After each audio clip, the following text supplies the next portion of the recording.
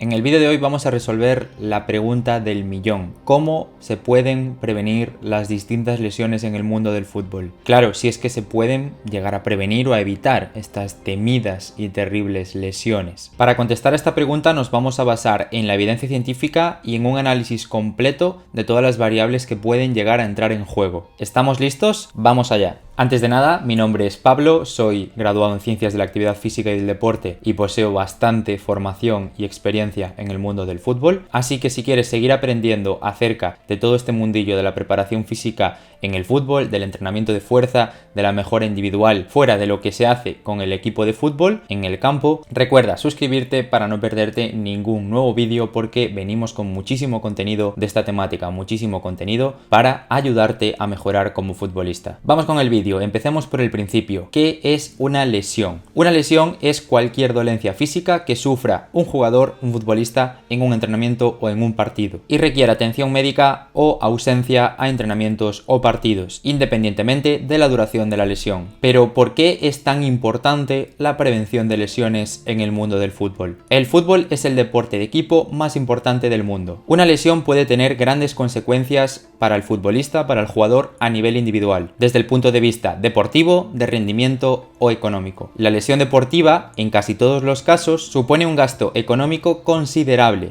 y si estamos hablando del fútbol de élite, ya ni te cuento. Y es que en los últimos años cada vez se sufren más y más lesiones en el mundo del fútbol. En 2019, Nassís y colaboradores llegan a la conclusión de que este incremento de las lesiones en estos últimos años se debe a principalmente 4 factores. En primer lugar, el aumento de la carga de entrenamiento y de competición. En segundo lugar, los ejercicios seleccionados. En tercer lugar, la orientación del entrenamiento. Y en cuarto lugar, la periodización de este entrenamiento. Vale, perfecto, pero ¿de qué depende que se produzca una lesión o no? Pues depende de los distintos factores de riesgo. Una vez ya hemos analizado esos factores que están ayudando o que están relacionándose con este incremento de las lesiones deportivas, siempre ha habido y habrá distintos factores de riesgo que nos van a predisponer más o nos van a sumar más papeletas para lesionarnos. Vamos a analizarlo. Puedes ver en pantalla el modelo multifactorial propuesto por Barr y colaboradores en 2005. Este modelo es súper completo y súper visual, en el cual a la izquierda de todo tenemos los factores de riesgo internos o intrínsecos, que la mayoría de ellos son factores modificables. Estos diferentes factores de riesgo internos o intrínsecos hacen que un atleta, en este caso un futbolista, esté más predispuesto a poder sufrir una lesión. Una vez ya tenemos a este deportista, en este caso a este futbolista, predispuesto a poder sufrir una lesión, entran en juego el segundo grupo de factores de riesgo, en este caso los factores externos o extrínsecos o no modificables. Los factores de riesgo internos o intrínsecos hacen que un deportista, en este caso un futbolista, sea un atleta predispuesto a poder sufrir lesiones. Si a mayores de estos factores de riesgo internos añadimos o exponemos al futbolista a riesgo externo, a estos factores de riesgo extrínsecos o no modificables, pues ya tenemos a un deportista, en este caso a un futbolista, susceptible a poder sufrir una lesión. Esta lesión no va a aparecer por arte de magia, sino que va a evidentemente tener que llevarse a cabo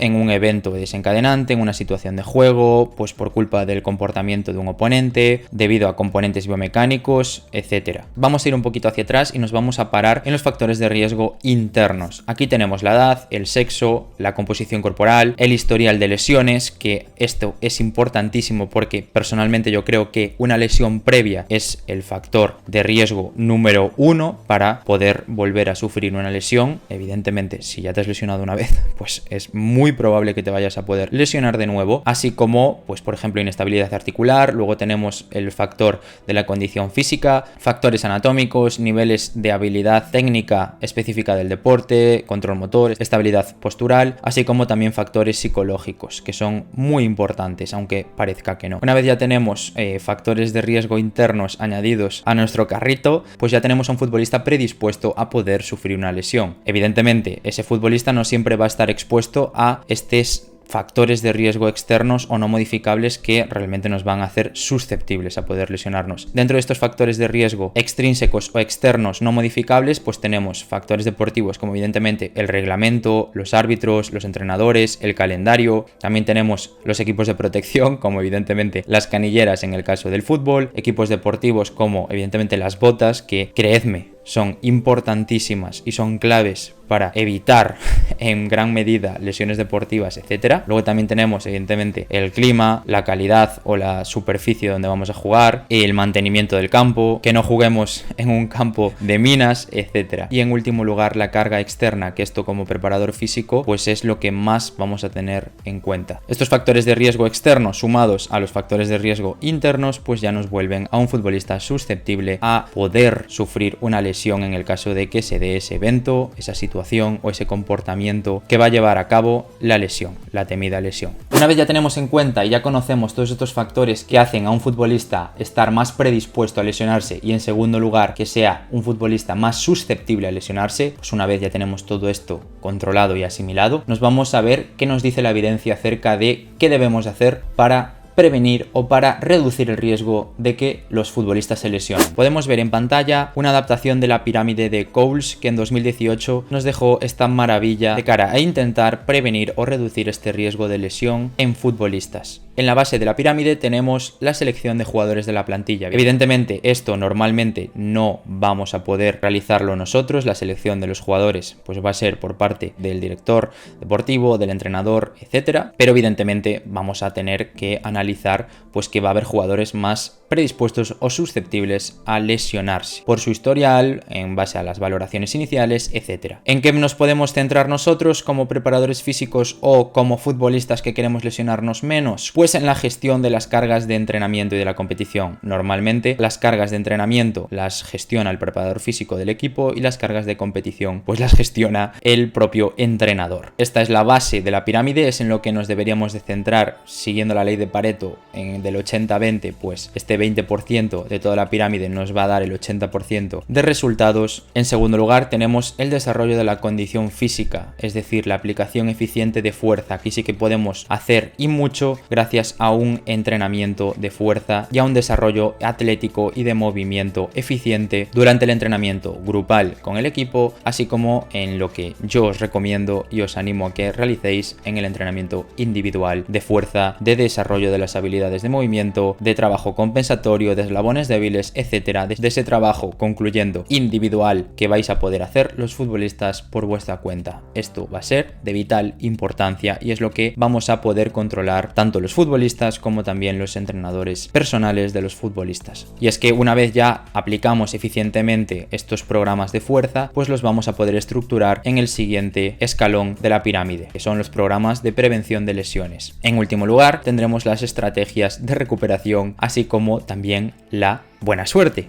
porque esto tiene mucho que ver, aunque como ya vemos está arriba del todo y es en lo que menos nos deberíamos de centrar, aunque evidentemente tiene suma importancia. En último lugar también tenemos, fuera de la pirámide también tenemos la cultura del club, el modelo de juego y la ideología, que es importantísima y que normalmente no vamos a poder modificar a menos que escojamos dónde vamos a jugar, así como esta esfera psicosocial del futbolista. Desgraciadamente esta esfera psicosocial del futbolista es algo a lo que no se le suele dar mucha importancia y que personalmente yo creo que sí que la tiene. Dejando aparte un poquito esta evidencia científica, nos tenemos que centrar ahora en qué podemos hacer para prevenir o para evitar o reducir el riesgo de sufrir lesiones deportivas en el fútbol. Y es que en la actualidad la prevención de lesiones no solo se reduce a realizar una serie de ejercicios o una rutina tipo de prevención antes de entrenar. Existen muchas estrategias que se pueden llevar a cabo, como por ejemplo entrenamiento de fuerza, técnica, un screening o valoración artromuscular, el control de la carga de entrenamiento y de competición, estrategias de recuperación e incluso estrategias de return to play. Un maestro en esto de la prevención y redactación de lesiones como Ángel Aceña, en el capítulo del libro Readaptación tras lesiones deportivas dedicado a la prevención, nos da desde su perspectiva personal y basándose en la evidencia científica un modelo enfocado o con el objetivo de reducir al máximo las lesiones deportivas en fútbol. Este dado de la prevención de lesiones deportivas se divide en 3 bloques: bloque de control motor analítico, bloque de control motor global y bloque de control motor específico. En el primer bloque, en el de control motor analítico, tenemos 3 subbloques: el subbloque de movilidad estática analítica, el subbloque de movilidad controlada estática y, en tercer lugar, el subbloque de estabilidad analítica. ¿Qué es la movilidad estática analítica? Pues el rango de movimiento, el clásico ROM a nivel de columna torácica, glenohumeral, cadera, tobillo, así como movilidad a nivel miofascial y neurodinámica. El segundo subbloque, el de movilidad controlada estática, va dirigido al core, al bracing, al hollowing, antimovimientos, etc. En último lugar, el subbloque de estabilidad analítica va dirigido al psoas, al glúteo, al complejo escapular, tibiales, peroneos, musculatura intrínseca del pie, así como región escápulo-torácica. Resumiendo, el control motor más analítico, más simple, lo que debe de estar en la base de la pirámide y que desgraciadamente pues solemos olvidar. En segundo lugar, en el bloque de control motor global tenemos los subbloques de estabilidad dinámica, subbloque de control motor funcional y subbloque de movimiento multidireccional. Dentro del de estabilidad dinámica tenemos trabajo de core dinámico, tanto bilateral como unilateral, así como trabajo de estabilidad dinámica explosiva, trabajos gravitacionales como lanzamientos, recepciones y transportes de cargas asimétricas. En el subbloque de control motor funcional tenemos trabajos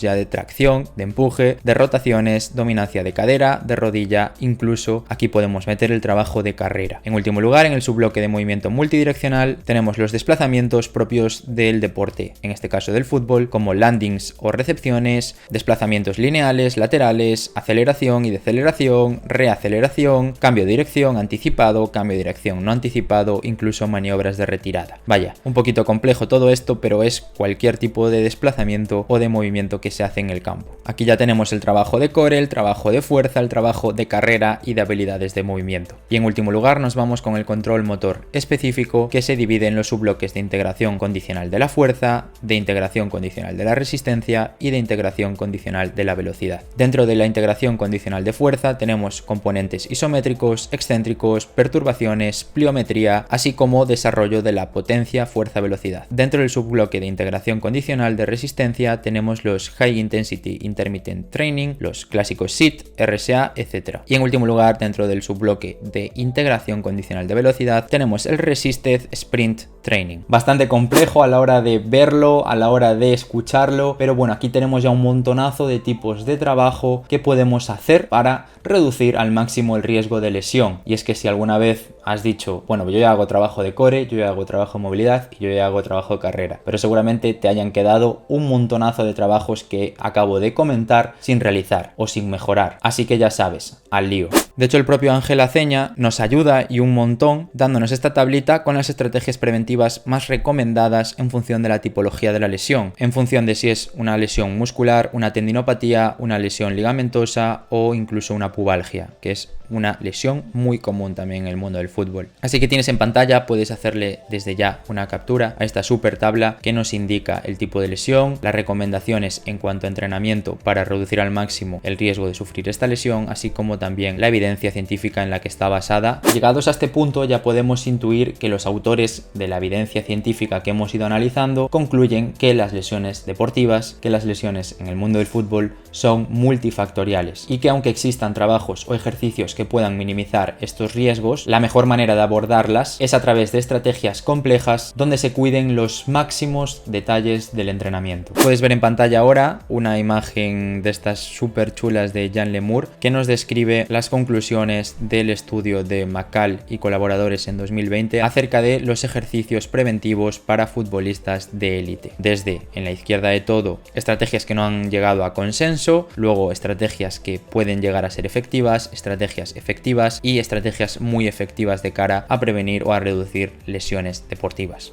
en fútbol. Como podemos ver, dentro de las estrategias efectivas tenemos trabajo excéntrico y dentro de las estrategias muy efectivas tenemos el sprint y la carrera a alta velocidad. Tocando la evidencia científica, tenemos el estudio de Malone y colaboradores del 2018 que concluyen que aquellos jugadores que consiguen levantar al menos entre 1,7 y 2,4 veces su peso corporal en peso muerto tienen menor riesgo de lesión que aquellos que solo levantan entre 1 y 1,7 veces su peso corporal. Esto en cuanto al trabajo de fuerza. En cuanto al trabajo de sprint, que acabamos de ver que es una de las estrategias más efectivas para reducir el riesgo de lesión, también nos dice este trabajo que aquellos jugadores que consiguen realizar un sprint de 20 metros por debajo de 2,89 tienen un menor riesgo de lesión que aquellos que lo realizan por encima de este tiempo. En último lugar, también nos dice que aquellos jugadores que consiguen completar el test RSA por debajo de 34 segundos tienen un menor riesgo de lesión que aquellos que lo completan por encima de este tiempo. La conclusión de este estudio es que jugadores más fuertes, jugadores más rápidos y jugadores con mayor capacidad para repetir sprints toleran mejor las cargas de trabajo y en consecuencia tienen menor riesgo de sufrir una lesión.